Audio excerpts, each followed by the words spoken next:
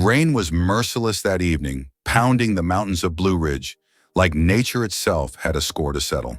A black luxury SUV sat stuck in the mud, its headlights flickering like a dying heartbeat. Inside, a 10-year-old boy writhed in pain, burning with fever, while his father, a powerful hospital CEO in a $1,000 suit, stood helplessly drenched and desperate in the storm. No cell signal, no way out. Then from the shadows of the trees, a woman appeared barefoot, wrapped in a soaked shawl with a weathered face and steady eyes that had seen too much to be afraid. She didn't ask who he was. She didn't flinch at the polished car or expensive watch. She simply said, "Follow me, I can help." What happened next would change both their lives forever, because this wasn't just a story about a boy falling sick during a storm. It was about fate, humility, and a love that would challenge every rule of status and class. And it all started with a woman named Grace and the boy she refused to let die. Stay with us because the truth behind this encounter will leave you speechless. The rain had turned the narrow mountain road into a river of mud by the time Grace Carter spotted this stranded SUV. Her boots already soaked squelched in the mire as she hesitated under her worn nylon umbrella. In the highlands of Blue Ridge, North Carolina, you didn't see vehicles like that shiny black and built for cities, not backwoods. Certainly not during a thunderstorm like this. Grace wasn't one to pry, but the scream that tore through the rain shattered any hesitation. "Please help me." A man in a soaked designer suit stumbled out of the SUV. His shoes were caked in mud, his face pale with panic. Something in his voice struck Grace, a desperation that didn't come from money or pride, but fear. "My son, he's burning up. He's in the back seat, please." Without another word, Grace raced toward the vehicle. In the back, a boy no older than 10 lay limp, his face ashen and slick with sweat. His hands trembled uncontrollably, his breathing shallow. "He's got a high fever," Grace said, pressing a hand to his forehead. "His body's in crisis. Could be food poisoning." "We were trying to get back to Asheville," the man explained quickly. "The GPS rerouted us through here because of a road collapse. Then the engine died." "I'm Ethan. Ethan Marshall." The name meant nothing to Grace, though his suit and watch hinted at status. But status didn't matter now. This boy Lucas was slipping. "My home's 10 minutes on foot. He can't stay here." "You want me to walk through?" That Ethan's eyes darted toward the woods, disbelief clashing with fear. But when Lucas groaned in pain, he didn't think twice. With his son in his arms, Ethan followed Grace into the storm. Her house was modest, an old cabin of adobe and wood nestled beside a humble herb garden and a chicken coop. Inside, oil lamps flickered, casting warm glows on hand-woven blankets and the faint smell of peppermint and eucalyptus. "Lay him here," Grace said, pointing to her bed. "Sophie, get the tea from the stove. Jacob, fetch the compresses." Her two children sprang into action, 12-year-old Sophie with quiet confidence, and Jacob just 8, wide-eyed but fast on his feet. Ethan watched, tense, soaking wet, and useless. "We need a hospital," he muttered, pulling out his phone. "No signal here, and no helicopters flying in this storm," Grace said calmly as she examined Lucas. "I've seen this before. He's got severe food poisoning. His stomach's in knots. I can help him, but you'll need to trust me." Ethan hesitated, but Lucas whimpered again. His son's body jerked, and then he vomited violently. Grace caught him just in time, cleaning him with a tenderness that made Ethan's throat tighten. For the next several hours, Grace was a whirlwind of care. She brewed a dark tea from willow bark and sweet eucalyptus, pressed cool cloths to Lucas's head, and made an electrolyte mix from salt, lemon, and baking soda. Ethan paced, called into the void, stared as this barefoot woman with weathered hands did what machines in his private hospitals usually did. By midnight, Lucas's fever had broken. "He's resting now," Grace whispered, covering him with a soft hand-woven quilt. "You should too." Ethan blinked. His shoes had dried by the fire, and she had placed clean, borrowed clothes folded neatly on a nearby chair. "You left your bed for us." Grace shrugged. He needed it more. Ethan finally sat down on the small mattress she had laid out on the living room floor. The weight of the day pressed down on him. He glanced at Grace, still sitting quietly by Lucas's side, her eyes alert, her hands gentle. He hadn't expected this. He had expected panic, chaos. But she had given him something he hadn't felt in a long time: stillness. Safety. Morning came quietly. The storm had passed, leaving a washed-out sky glowing through the cabin's small window. Lucas slept peacefully. Grace was already outside feeding chickens boiling water, preparing breakfast. Ethan watched from the doorway, unsure of how to thank her. He had built empires, bought respect, hired the best. But he had never met anyone like Grace Carter. When she returned with a tray, coffee, warm tortillas, a soft egg scramble, he tried. "You saved my son," he said. "I don't even know how to begin thanking you." Grace didn't flinch. "Anyone would have helped." "No," Ethan said quietly. "Not anyone. In the city, people lock their doors when they see someone like me stranded. You opened yours." Just then, Sophie and Jacob peeked into the room, wearing worn but spotless school uniforms. They greeted Ethan shyly before kissing their mom's cheek and grabbing their bags. "School's a 20-minute walk," Grace said.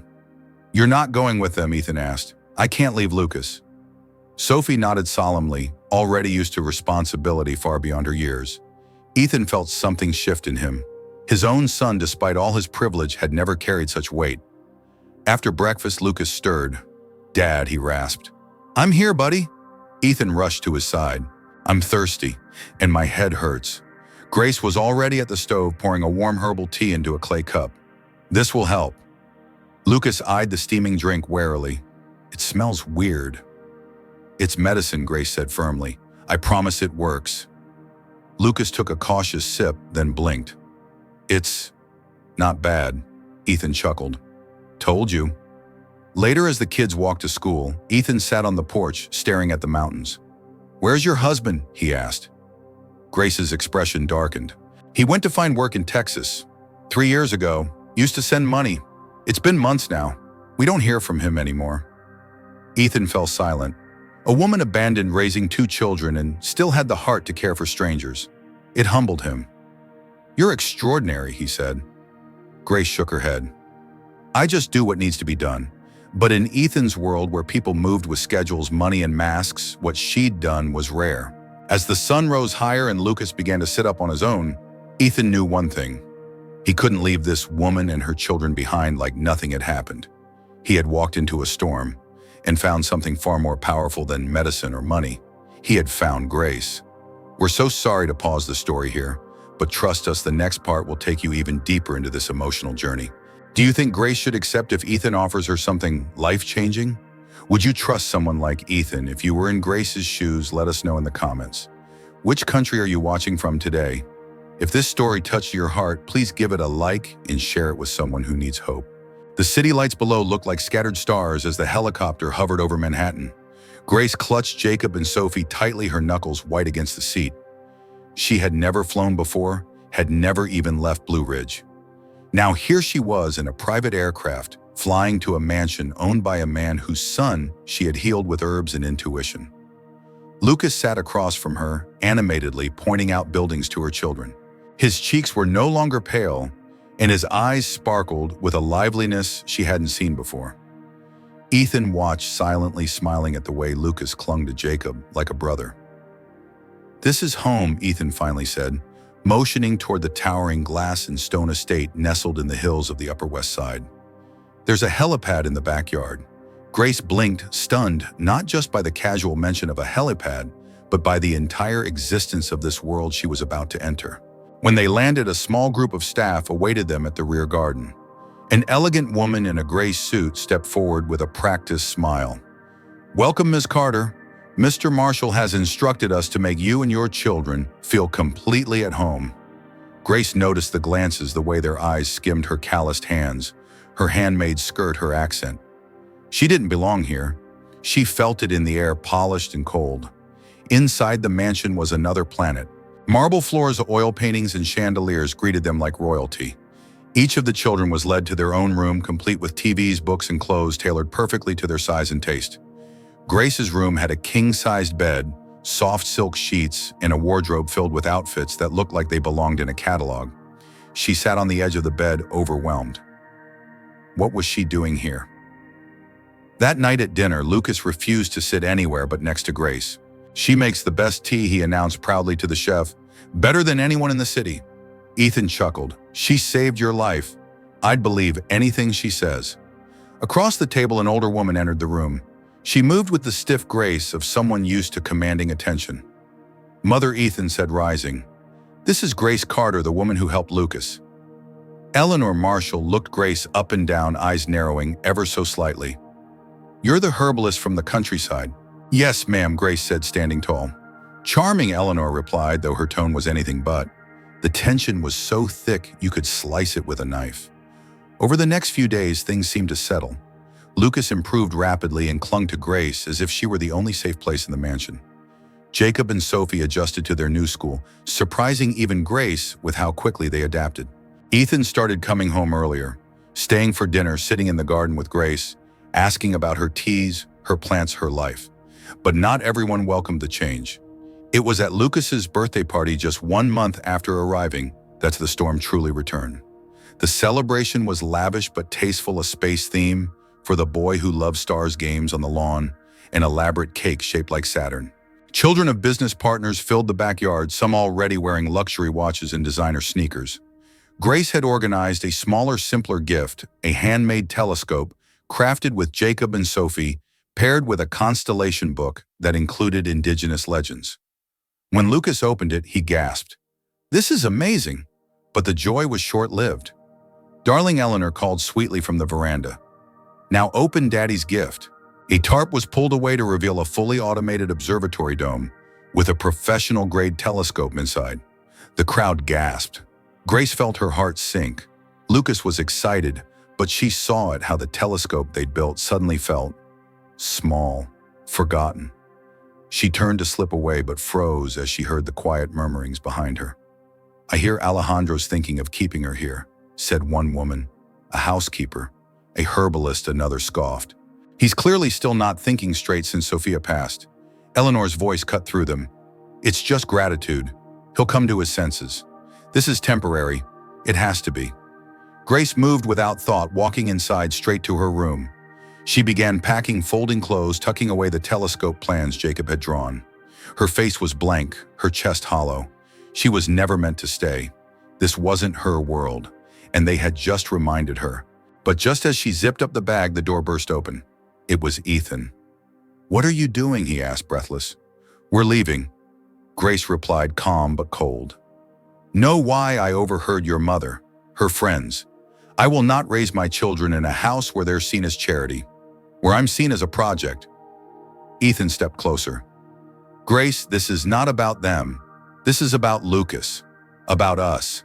There is no us, she said, her voice breaking. There's just a man who brought a poor woman into his house and thought the world would accept it. From the hallway came another voice. Are you really leaving? Lucas stood in the doorway, eyes wide, hands trembling. You're my family now, he whispered, and that shattered her. We're deeply sorry to interrupt at this moment, but the next part of this story will challenge everything you expect. If you were in Grace's position, would you stay for the child or protect your own? And do you think love can really bridge two worlds so different? Let us know your thoughts in the comments and tell us which country are you watching from today. If this story has moved you, please give it a heart and a like to help us keep telling stories that touch lives. Grace stood frozen, her suitcase half zipped, her hands trembling. Across the room, Lucas stared at her with wide, tear-filled eyes. He clutched the handmade telescope against his chest like it was a shield against heartbreak. You're my family now, he repeated in a whisper, voice cracking. Grace looked away, trying to steady her breathing. Every instinct told her to shield her children, to walk out before the world reminded them again that they didn't belong. But how could she walk away from the boy she had nursed back to life? The boy who had finally started smiling again. Ethan knelt beside his son, wrapping an arm around him. Lucas, Grace has her reasons. But let's talk, all of us. Not just about leaving, but about why this hurts. Lucas turned his gaze to Grace, his voice small. Did I do something wrong? That question shattered whatever walls Grace had left. She dropped to her knees and took his face in her hands. No, sweet boy. You did everything right. You reminded me what love looks like when it's real. I forgot that sometimes the world doesn't see it the same way. Then let's change the world, Lucas said, with the fierce clarity only a child could summon. Ethan looked at Grace, then slowly stood. I never told you this, Grace, but before Sophia died, she said something that I didn't understand until I met you. She said, "Love isn't just about who you choose. It's about what you choose to build with them. You didn't just care for my son. You gave him back a part of himself that I thought was gone forever." Grace wiped a tear from her cheek. "That doesn't change the whispers, the judgment, the way your mother looks at me like I'm a mistake waiting to happen." Ethan exhaled deeply. "My mother will have to adjust or step aside because I've already made my choice." At that moment, Sophie and Jacob appeared in the doorway, Marisol's hand resting protectively on her little brother's shoulder. They had heard everything, but instead of fear, Grace saw something else in their eyes: strength. Sophie spoke first. "If we stay, can we still go to our school? Can we still be us?" "Yes," Ethan said gently. "You'll never be asked to change who you are." Jacob looked at Lucas. "Can we still play video games together?" Lucas wiped his nose and nodded furiously. Every day. A silence followed thick with everything unspoken. Then Grace stood slowly and looked at her children. "Well," she said softly, "if we're staying, I guess someone needs to unpack." Laughter broke through the tension like sunlight through storm clouds. Weeks passed, then months. Grace officially accepted Ethan's offer to help develop a groundbreaking new program in his hospitals, one that bridged traditional healing with modern medicine. She was given the title of Director of Integrative Health, though she insisted on keeping her garden apron and her clay teacups. Her face began appearing in magazines and health forums. At first she was nervous, but as more people began listening to her message, respect for ancestral knowledge, dignity for every patient, she realized she wasn't just helping Lucas anymore. She was helping thousands. Sophie flourished in her new school, excelling in science and storytelling. Jacob joined the soccer team and proudly told everyone that his best friend was a billionaire's kid who liked mango juice and bedtime stories. And Lucas, he didn't just heal, he soared. For his science fair project, he presented a study called The Power of Plants, inspired by Grace. It won first place. Even Eleanor Marshall changed, slowly. After a health scare during a business trip, it was Grace's herbal remedies given over a phone call that stabilized her until help arrived.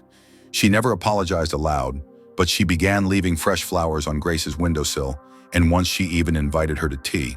One bright spring morning, the family returned to Blue Ridge for a visit. The cabin had been renovated with care thanks to Ethan's quiet generosity, but its soul remained intact. The garden bloomed with new life, and the chickens clucked like old friends. Lucas marveled at the place where everything began.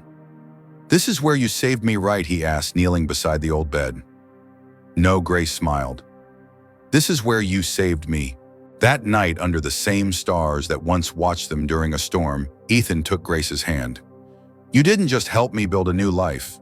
You helped me build a new way of living." She leaned into him. "And you helped me believe I was never meant to live small." He placed her hand gently on her stomach. "You're sure?" he whispered. She nodded. 4 months. His eyes welled with tears. A new beginning. She smiled through her own, born from everything we thought we'd lost. And with that, they stood hand in hand beneath the stars, surrounded by 3 laughing children, 1 unborn heartbeat, and a love story that never should have existed, but somehow impossibly had been written by fate. Now it's your turn to share with us. Do you believe 2 people from completely different worlds can build something lasting and true? And if you were, Grace, would you have stayed or walked away? Let us know your answer in the comments. How do you feel about this story? Comment 3 if you loved it, 1 if it didn't quite connect with you, and 2 if you thought it was just okay. And we'd love to know, what country are you watching from today? If this story touched your heart, please like, share, and send a heart to help us bring more powerful stories to life.